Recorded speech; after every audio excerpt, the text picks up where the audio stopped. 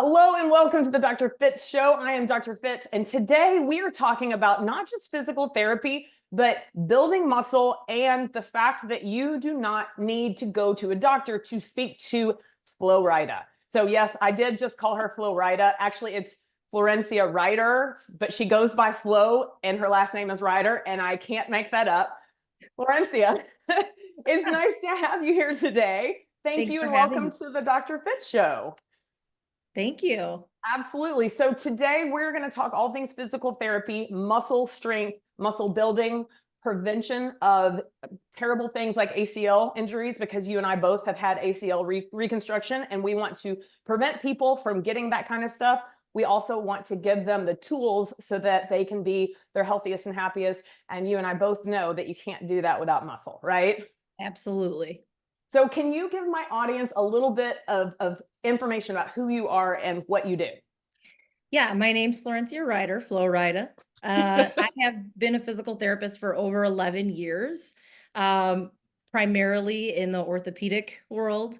I recently opened up my own clinic in November of last year, so pretty fresh, but I wanted to offer a better experience. A lot of people have been to physical therapy and they're not super impressed with kind of that assembly line care that they're getting. Yep. And so I really stress one-on-one appointments, providing an hour for each visit and Right. tailoring it to the patient and what they need. Well, and you didn't just open any practice. You opened up a practice inside of a CrossFit box, right? Yes. Yes. So my population that I work with is they're primarily athletes, weightlifters, but I see people of all ages. So even headaches, temporomandibular issues. But the CrossFit gym is great because I'm a big proponent of load as heavy as you can. That's the best way that you're going to get Build tissue. that muscle. Yeah. Yep, yep. So I Yeah. assume you're a CrossFitter as well. I do a hybrid. I do a Okay. hybrid of weightlifting and CrossFit. Okay. Nice. So yes. And anyway, so my patients when they come to me, they're expected to definitely do the exercise. Absolutely, absolutely. So you are actually an athlete yourself. You played collegiate soccer, is that correct? I played soccer, yeah, and Okay. that's where I had a lot of my injuries, and then a big reason why I decided to go into physical therapy. So a lot of the people that follow me have started following me back in 2011 when I started my YouTube channel that is now the Dr. Fitz Show, but it used to be called Club Fitz Fitness because I used to teach a dance fitness class that made you feel like you were at the club, right? Yeah. And the name Fitz, Fitzgerald.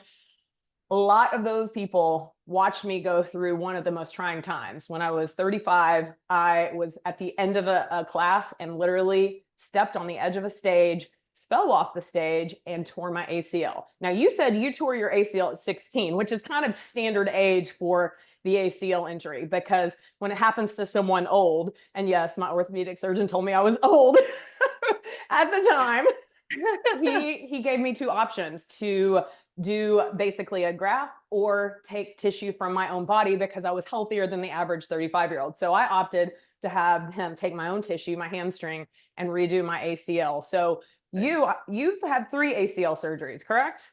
I have, yeah. So so I'm assuming maybe the first time they used your own tissue, but maybe by third they used a graft. I'm just So guessing. the first time they used my own tissue, the patellar tendon, that was okay for a couple years, although I did have a complication that I think contributed to it re-tearing. Oh, The second time they did use cadaver tissue, okay. but that tore 5 months later. So Oh, are you yeah, kidding? it really sucked because I was getting ready to try to kind of do more sports specific training and all that. Right. And I literally was like passing the ball around with a teammate. I jogged over to it. I stopped on it, pulled the ball back, and it just like went. Oh, Um, and and you then, knew it at that moment. yeah. And then, so for the third time, I actually went to a different surgeon. Okay. So shout out to Dr. Dodds in East Lansing. She takes care of a lot of MSU athletes. Nice. So I went to her, and then she actually, with my case, decided that the contralateral patellar tendon would be the best option. And she was a fan of the patellar tendon because it's got the characteristics most like the ACL. Right. And then she said, if you want to try to play college soccer, we want to put the strongest thing in there. Of So course. And yeah, it lasted throughout your whole college career. knock on wood, it's good right Yeah. now. But I think that someone like you makes the best kind of physical therapist. And actually, it's very common to hear a story from a physical therapist saying, well, I got into it because of my own injury, because you can Yes. relate and you can also understand how important the role of the physical therapist is. I mean, the surgeon is important. Don't get me wrong. Like a bad Mhm. surgeon can literally ruin everything, Oh, yeah. but also a bad PT can ruin everything as well. Yeah, I would agree with that 100%.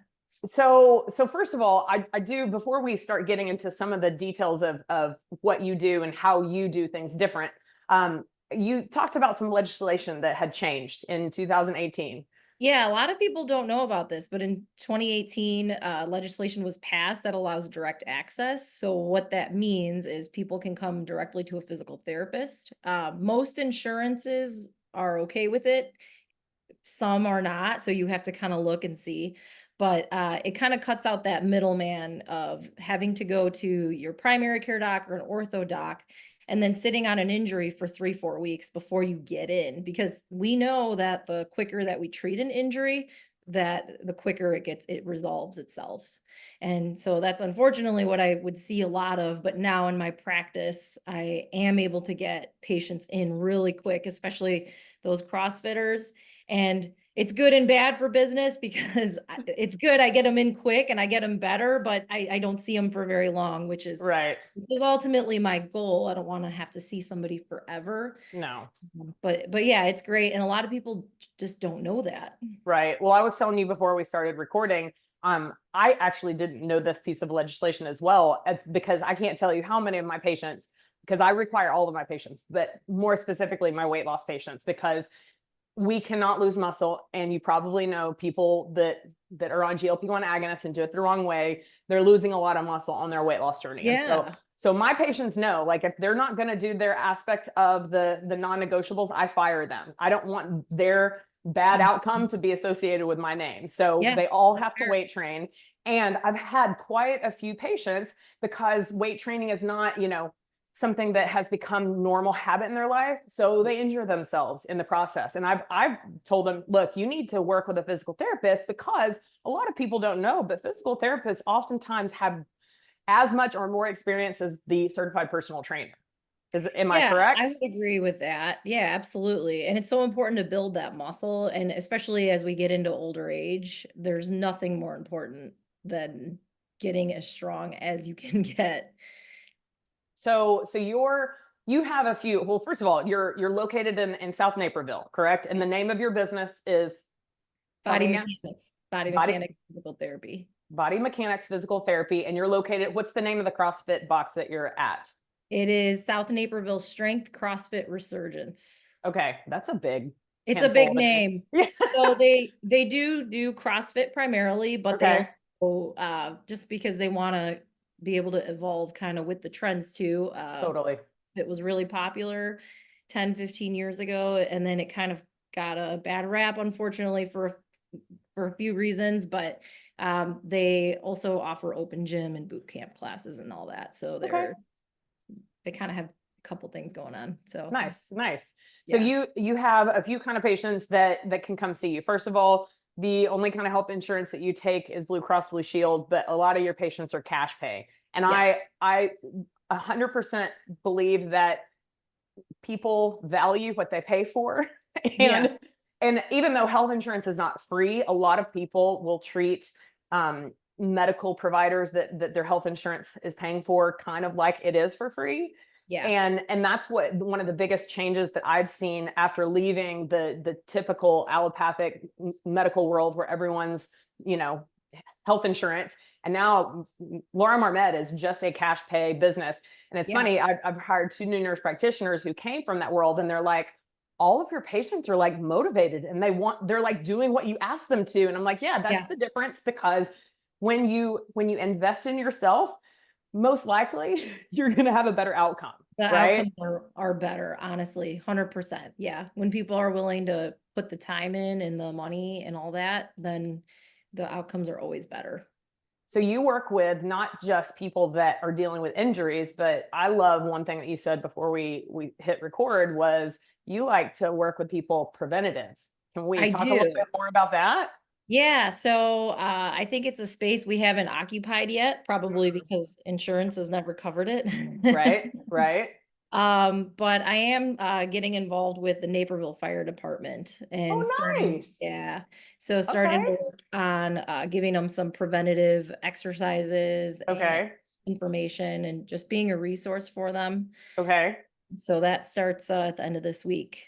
I mean, I know that Naperville is not St. Charles, and it's about a 25-30 minute drive to get over here, but we're right next door to the fire department, and I'm sure that they would love to see a beautiful physical therapist to come train them in your ways. That might just be something we have to do with the St. Charles Fire Department. I would be interested in that. And I actually live in Batavia, so Oh, for perfect. me, it's not that far. Okay, perfect, Yeah. perfect. Yeah. So what is the ideal patient that if you could get a hold of them, you think that working with someone like you could prevent some of the most common injuries?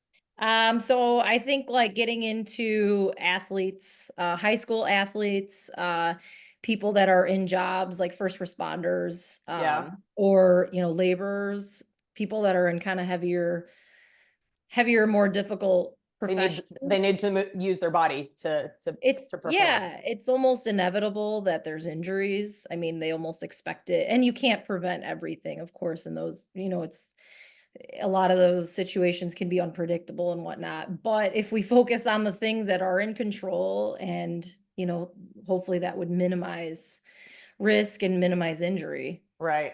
So knowing what you know now after doing this for over a decade, is there anything that you would have done differently when you were a teenage girl to try and prevent your initial ACL injury tear?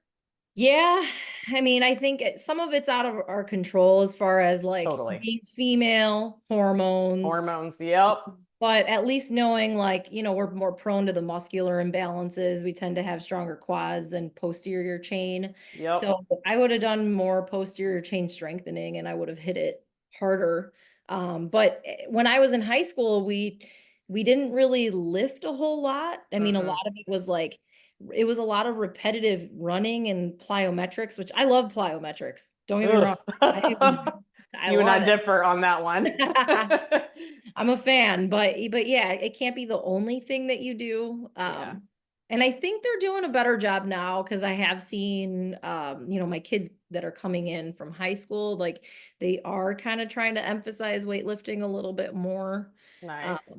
Now, whether they're doing it right is another is another question. Totally, totally. But I think if I would have probably put more time and energy or have been guided in that way, Right.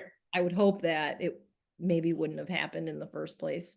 But How do we change the culture of the whole concept of weight training is just for dudes in the young, teenage adolescent stage? Because like, for instance, my best friend, her daughter is 16 years old, and last night I was at their house and all of her friends came over. So I'm surrounded by like 6 teenage girls, and I'm pretty sure that not one of them lifts weights. I'm sure that they probably do the cardio queen and all that kind of stuff, but like it's just not a common theme that you see in young female teenagers.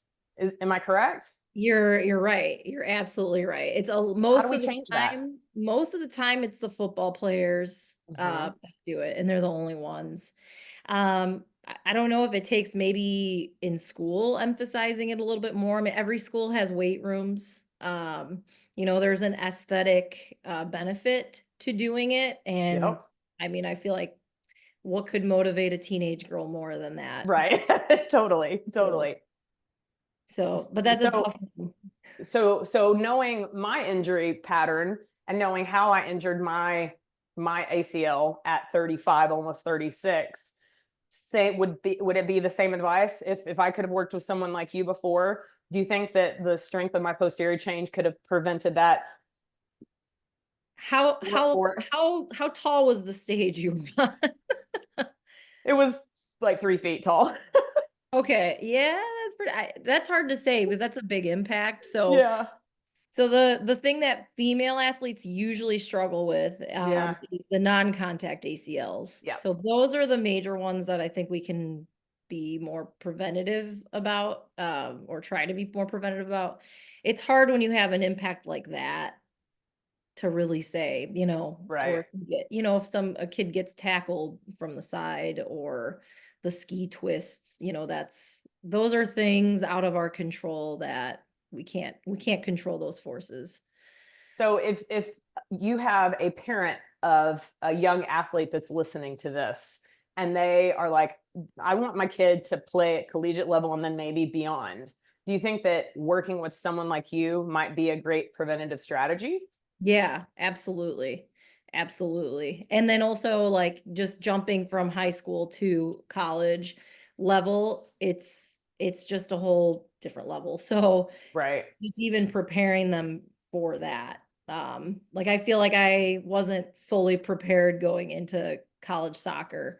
I mean, I trained in the summer and I did the things I had to do. A lot of it was, thanks to my brother who was helping personal train me at the time. Okay.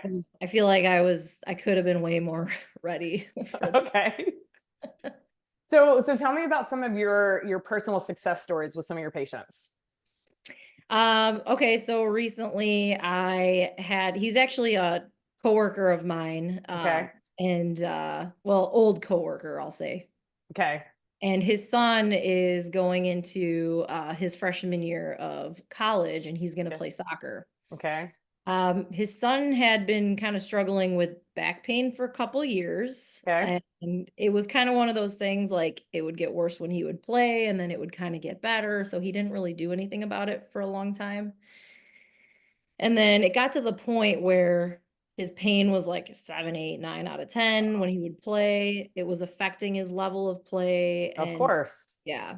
And this was in his senior year as he's going into college.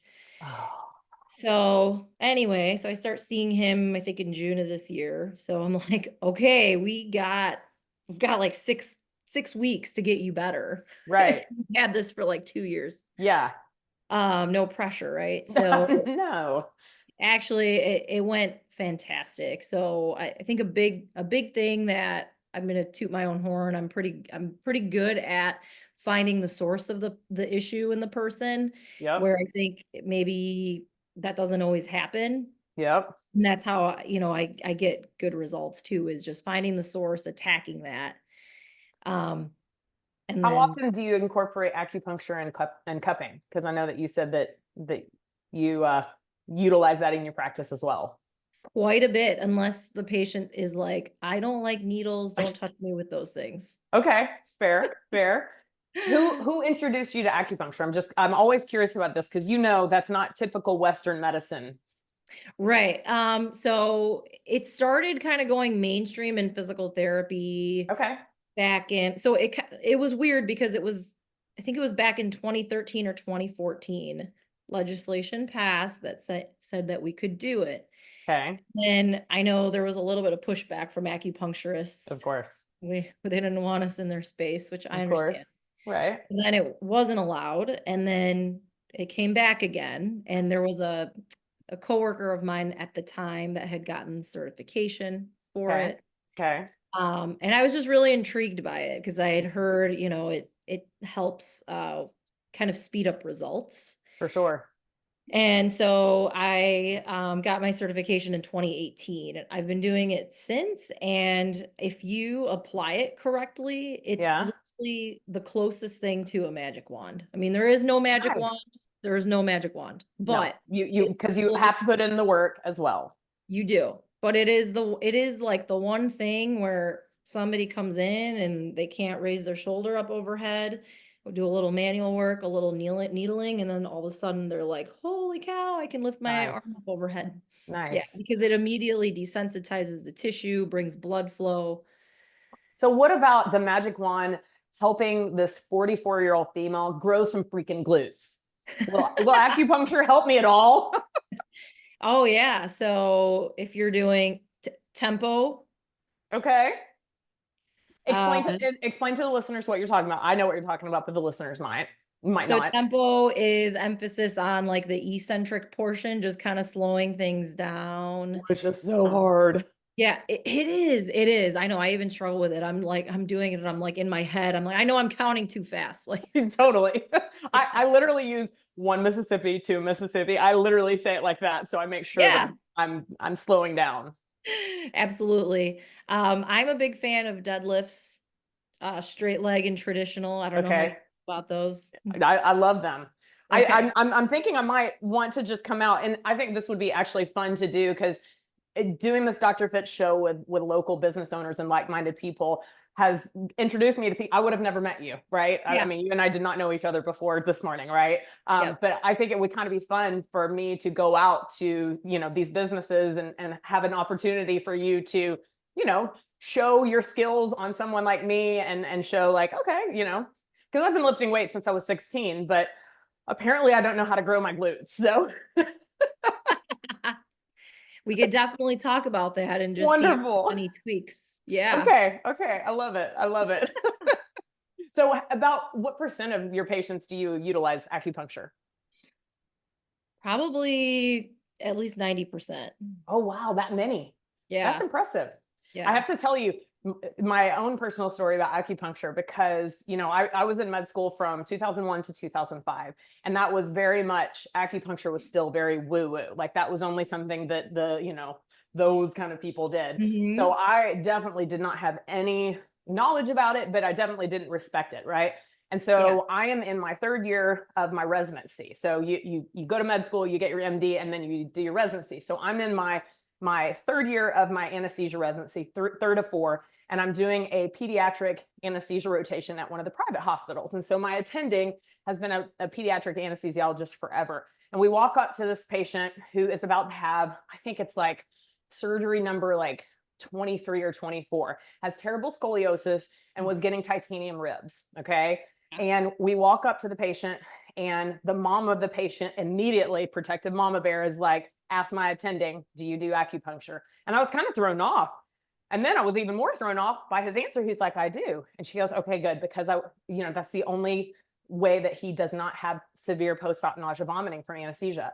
And she Wow. goes on to say, like, he literally will be sick 7 days after surgery just from the anesthesia. And Wow. acupuncture is the only way. And of course, they've had so many surgeries. So she's tested it time and time again. And so Yeah. that was my first time to be like, okay, this is not something that they taught us in med school or residency. Yeah, Yeah. exactly.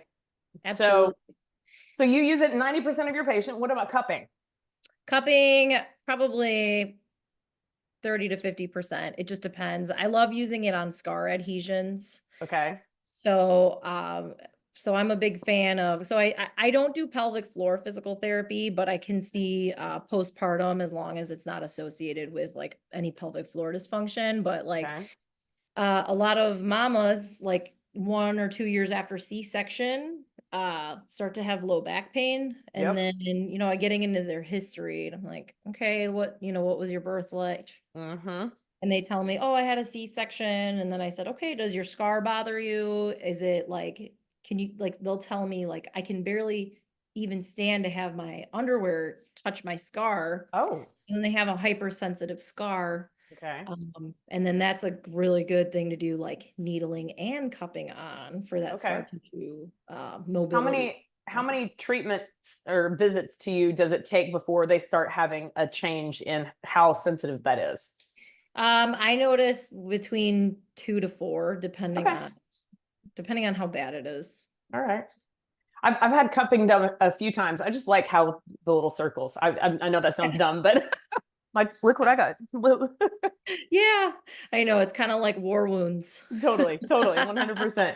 Let's talk about TMJ because, being a former anesthesiologist, the airways is, near and dear to my heart. And when someone has a jacked up a jaw, it really can change everything. So when did you get into working with TMJ? The last 2 years. Okay. So, Tell me a little bit more about that. Like, what does physical therapy for your jaw look like? Because I have no clue. so it is a joint, just like, your shoulder, or your elbow. Um, Yep. and there's muscles that surround it. And what usually, so the TMJ is like multifaceted. So you usually have to treat the spine as well. So Okay. you have to look at posture. You need to look at thoracic mobility and cervical mobility as well. And then a lot of it is actually, you probably know this, but managing stress level as well. Mm, People that grind or clench, yes. it definitely it can affect the TMJ and all the muscles surrounding it. So what it looks like is I would do a thorough assessment of Okay. the TMJ itself. So seeing if there's any deviation in opening, lateral deviation, that type of thing. And then checking their posture, looking at cervical range of motion, thoracic range of motion, scapular strength, Yep.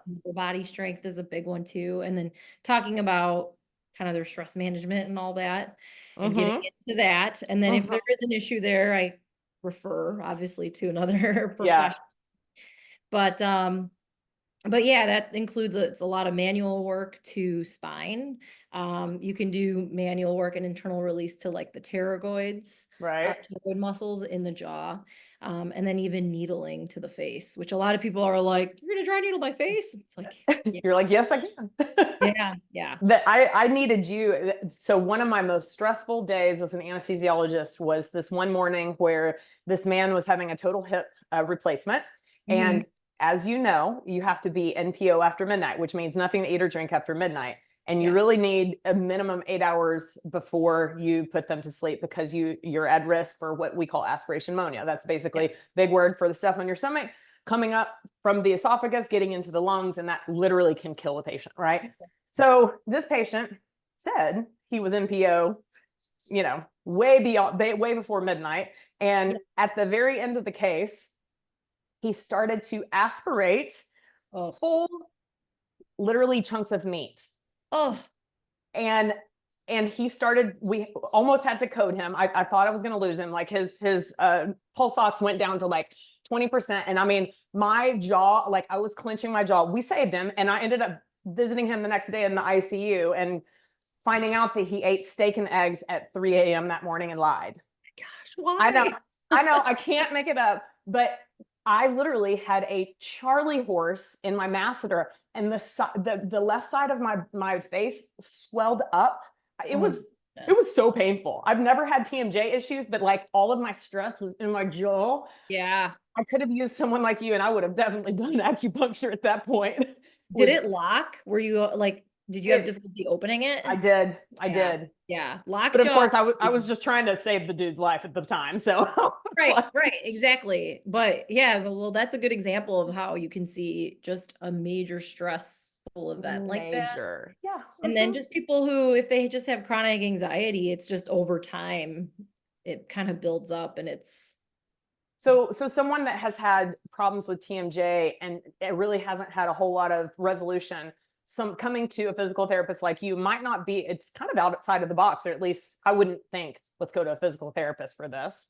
Is that it shouldn't be outside of the box, but you're right, it is. And I think that like the first line of defense usually if you go to a dentist is like they'll give like a mouth mouth guard. guard? Yep. And that does help some people, but some people kind of clench and grind through it, and then it Right. actually ends up making their symptoms worse because now they're clenching into this guard instead Right. of, so so yeah, So so let me it's ask you a question. So if we had a magic wand and we could fast forward and look at you and your business in 10 years from now, what would your business look like and what would you be able to accomplish in the next 10 years? Well, I would love to be in schools with working with sports teams on preventative stuff, first responders, and any kind of heavier labor type job, just in that preventative side of things. And then even for and some physicians are getting there, I think, but like for example, even like the postpartum mommy who she doesn't maybe have any symptoms, but hey, just go to a physical therapist, even if including pelvic floor physical therapy too. Um, Right. just get evaluated, just make sure, women go through this huge stress of carrying a baby, giving birth, potentially having surgical procedures done, and then they don't have time for themselves, No, or and a lot of, I think, OBs overlook that. So um absolutely. so even just having like hey, just go see the therapist one time, have the therapist give you a couple exercises to do and just Right. kind of evaluate you and see if there's anything you need. It'd be really cool if if we could kind of get there with other physicians Absolutely. on cases like that. Um, Absolutely. and even with dentists referring for TMJ issues For as well. sure, for sure. So if I have patients, local patients that don't feel comfortable lifting weights and I'm there working with me to lose weight and they know I'm requiring you minimum of 3 days a week to lift and lift heavy, but I always let them know don't lift heavy until you know how to lift. Yeah. Would that be an adequate referral? Because I know you're not a personal trainer, but especially someone that has a history of an injury that's worried about lifting weights and maybe they don't have symptoms from it anymore, but they're worried about that. Maybe that's kept them out of the gym and lifting weights. Is that an appropriate referral? Yeah, I think so. And I mean, because even if they were going through insurance, I mean, you could pretty much code it as limited mobility or, something like that, deconditioning. Because Right. I've had patients come for that reason. And that's actually like the perfect space for them if they kind of need that guidance, Yes. but they don't necessarily want to jump into a gym yet. Right. And that's a really good way to bridge the gap. And typically you can give them, if you're not going to work with them 3 days a week, you can give them a workout or workouts to do on those days Oh that they're yeah. not seeing you, right? Yeah, yeah, absolutely. Most everyone gets homework from me, so Right. I love that. I love yeah. that. Well, is there any other thing that you wanted to touch on before we wrap this up and direct people where to find you? Um, I don't think so. I think we covered almost everything. I mean, I think people have a lot of questions about the dry needling. We talked a lot about that. I don't know if anybody's curious about physiologically how it works, maybe, because I was gonna Oh kind of touch yeah. on that Yeah, a little bit. let's talk about that before we wrap this up. Yeah. So basically with the needles, you're creating a micro trauma in the tissue. So you're setting up the body to heal better. So like in the case of like a tendinopathy, of the knee, your tissue's kind of stuck in this chronic state, and the needling helps kind of speed that up. The other thing that it helps with as far as pain is it stimulates the brain to release serotonin and dopamine, which are, like the natural happy chemicals. Amen. And so it does promote pain control from that aspect. Nice. Yeah. Nice. And typically people can feel a change of result sometimes after just one session, correct? Yeah, yeah. Like I said, it's the closest thing to a magic wand, and people see kind of that, they get that immediate uh relief, or usually it's like an improved mobility, or if you kind of do a manual muscle test, they will score better on a manual muscle test. That doesn't mean that they're stronger. They're just recruiting the muscle fibers better. Is there any benefit to someone that doesn't have an injury to just get acupuncture like for preventative sake? So that would probably be a little bit more out of my realm. Like, so, because Fair. acupuncturists, they are a much bigger umbrella, Yeah. because they do things like the post-op nausea, allergies, they treat infertility.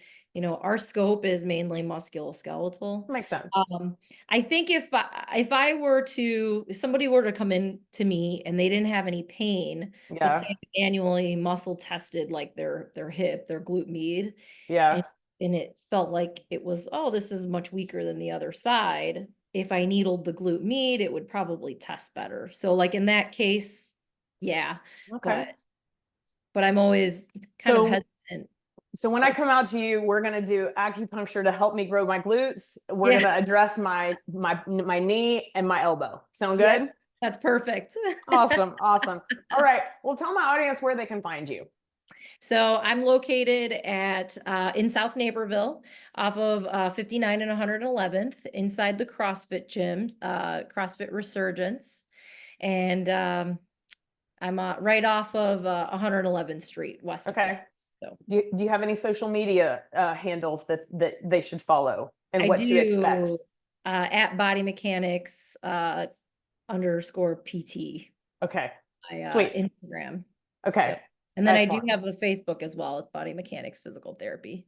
All right, cool. We'll tag you on that as well. So thank you so much for taking the time to talk to me on this beautiful Monday morning. Thanks for And having absolutely. And for my listeners, if this was helpful to you, if you are in the Naperville area, or you don't have to be in the Naperville area because I'm in St. Charles and I'm going to go see her as well. Make sure that you go and share this video, tag anyone that you think could benefit. If you're a parent and you have a young athlete, you definitely would benefit from getting connected with Flo Rider, not Flo Rider. And for everyone else, thank you so much for spending this time with us. I appreciate you. This is the one life you get. You do not get a dress rehearsal. So go out, make it the most abundant, amazing life that you are supposed to live. Thank you guys for spending this time with me. And thank you, Flo. I Thank you. appreciate you. Appreciate it.